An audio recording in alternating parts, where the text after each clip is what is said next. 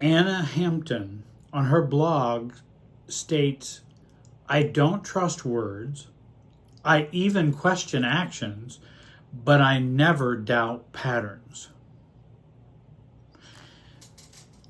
It is so easy to become an expert on narcissism.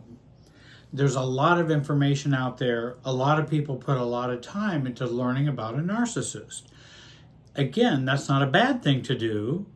However, it is so easy to stay unaware of ourselves and our patterns of interactions with the narcissist. And I think this is the way out. This is the way to find ourselves. One client said to me, I can tell exactly what my narcissistic mother is going to do, but I have no idea what I should do. I don't know me. We blame the narcissist for the hurt, our low self-esteem, meanness, their lack of empathy.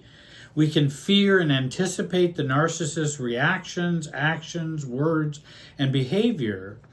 Again, we are the expert on the narcissist, but we're not the expert on ourselves.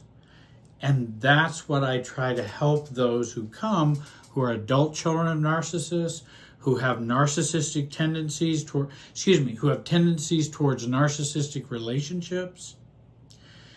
One way out of this dilemma is to focus on the patterns that include us. Not just the cause, but how we are a participant in those patterns. Many of us have learned a lot about how the narcissist functions. We've missed the important information of how we respond, react, how our anxiety works, and what is our pattern behavior. And what I think is really important is how that anxiety works in a relationship with a narcissist. Let me give you an example. I think you just, a narcissist says to a wife or a girlfriend, hey, I think you're just stupid and wrong. I don't know why you're this way. It drives me crazy. I'm even embarrassed to go out with friends because of you. You then have your reactions, hooking into your low self-esteem, hooking into your shame, hooking into guilt and negative feelings about yourself or worthlessness. And then he decides, hey, that I did do that. I'm going to tell her I love her, and I'm going to buy her some flowers. Words, I love you. He buys you flowers. Actions. And remember what Anna talked about? I don't trust words. I even am uncertain and don't even trust fully actions, but patterns I don't doubt. His pattern is he ridicules you and puts you down. Later he says, I love you, and buys you flowers. He feels entitled to be mean to you because he always knows he can stabilize you and the relationship through love bombing and or gifts. But it is fake attention. And again, how capable a narcissist's ability is to love is minimal to none, to have true and healthy love. He learns he can fix things after bad behavior. It gives him more latitude to not respect you or put you down in the relationship in the future, because he knows he has that option, and that's the pattern he can use. Our pattern in that scenario is I accept the I love you. Number one, I feel hurt and absorb all of his craziness, his words, his criticism, his distorted image of me, and we absorb that. That's one of the first part of our pattern in this. And then when he turns around and goes, I love you, and then we accept the I love you, we're thrilled because he really cares, and then you even give him more credit because he went out of his way and bought you flowers. So he must really, really care for him to do that. because he doesn't normally do that. But in this case, he did. If he can get us back into the same pattern and back into our same lanes, your anxiety and pain have gone down because the conflict is resolved for the moment. Because now he said, I love you. Now he gave me flowers. And he is nicer at this point. And you're very happy because you feel you're being loved by someone. He meets your unlovability needs. And by the way, these are issues that we have to work on our side of the pattern, because that gets us connected to this dysfunctional pattern with the narcissist. You have accepted his fix for his bad behavior, and emotionally we absorb it. So we're doing all of this absorbing, which is our pattern. His is to get his way, to control, to demean, to be non-empathetic. Another term for these patterns is the unspoken contracts. And it describes the pattern of interacting, or unspoken contracts. What is your unspoken contract with your narcissist? How have you both colluded without saying it that this is how we're going to act together? You come and be my supply. I then use you for shame shedding.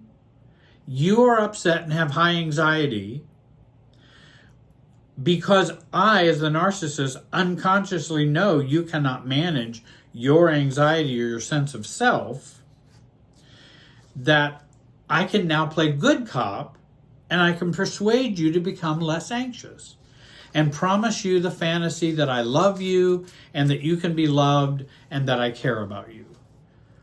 It actually meets our fantasy needs rather than reality needs. And then we respond with feeling better. When actually he has no guilt, nor does he really care about your feelings, I now can continue to use this process to manipulate you. Most times that is unconscious.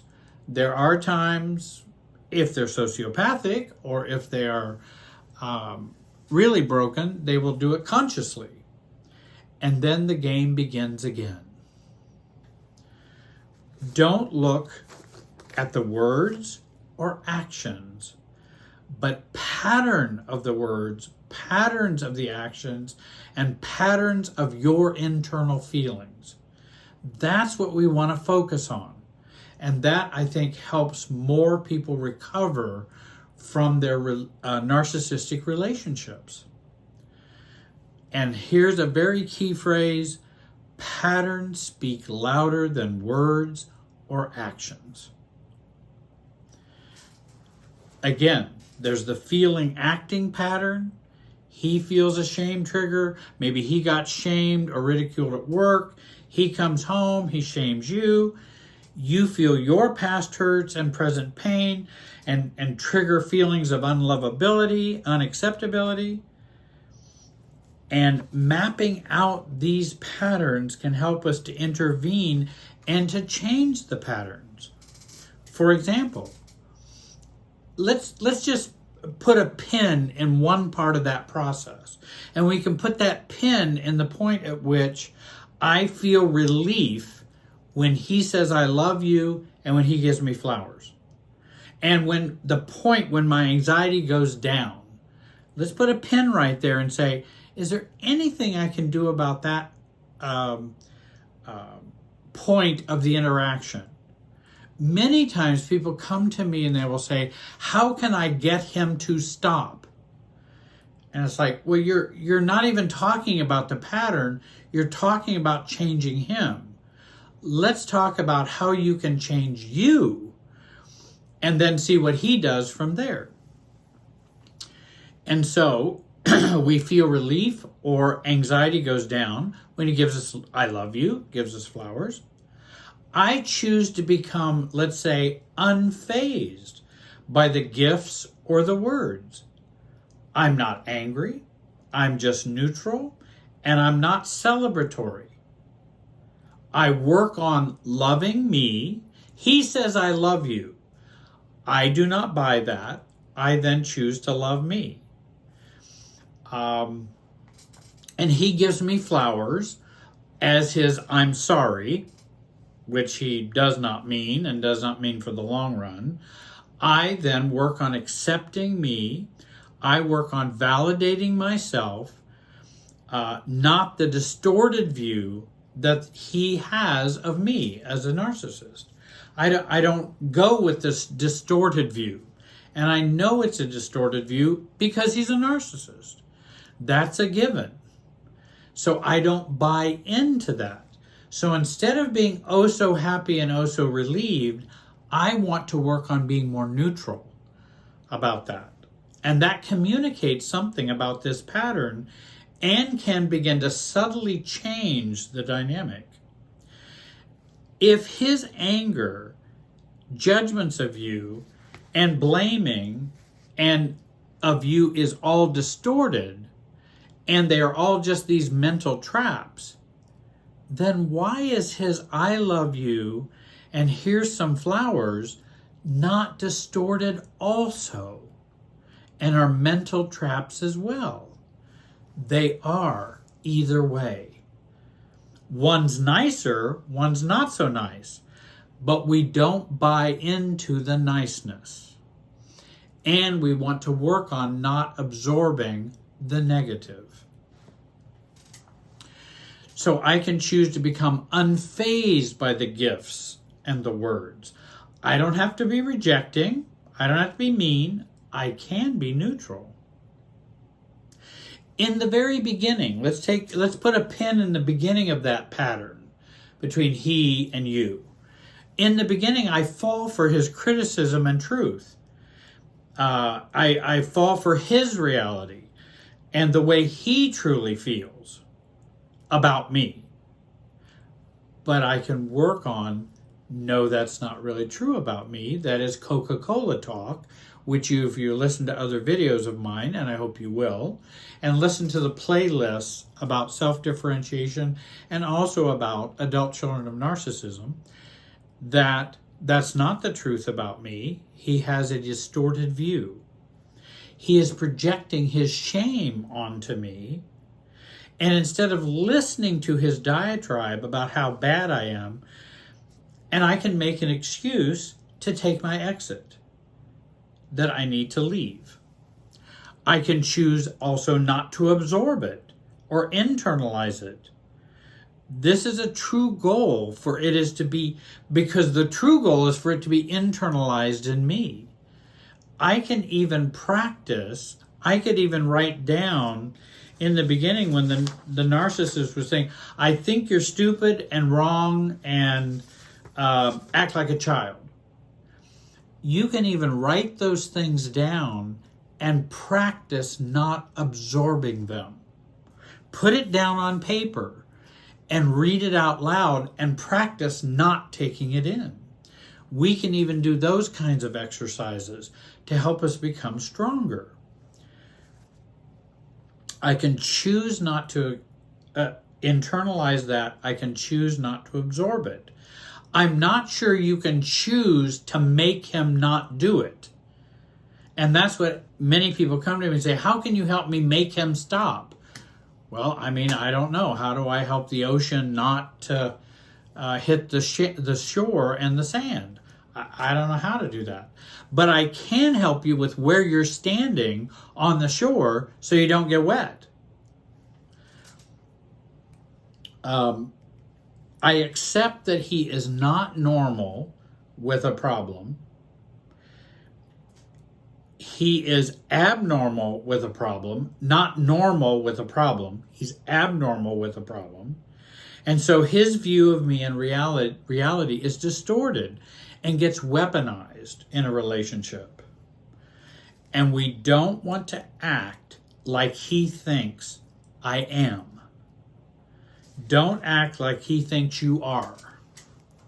And so I don't want to act that way. I don't even want to take it in emotionally. I can hear something and I can learn to hear something without it piercing here. And that's the practice of self-differentiation. A simple example in another family has to do with a client that I had, but we'll call him Eric. Eric comes back to me after visiting his parents' home for a meal. He's upset and says they treat me like I've never left home. They treat me like I'm still a child. And I hate that. And I ask Eric, do you act like a child when you're there? Eric says, yes. That's what I hate most about going home. And going home to my parents and how they caused me to act. I said, maybe we can change how you act like a child when you are there. Let's start with you. You are an expert on how your parents behave, because you could probably recount to me everything that they shared with you. The painful parts, the parent-child relationship parts, all the ways in which they want you to be a child. But let's start with you. Let's become more of an expert on what you do when you go, not what they do. I want to say, if you're in a relationship with a toxic or malignant narcissist, actually any narcissist, I would recommend you get some help from a therapist or a coach. You can contact us at the website. And I hope you'll read a couple of books which might be of help to you. Marjalis Fjellstad, that'll be down in the description. Stop Caretaking the Borderline or Narcissist. And the second book of hers is Healing from a Narcissistic Relationship. She's a marriage and family therapist, has personal experience of narcissism, and really has written some good couple of books. I would recommend those. I want to thank you for watching. I hope you have a great day, and be wise.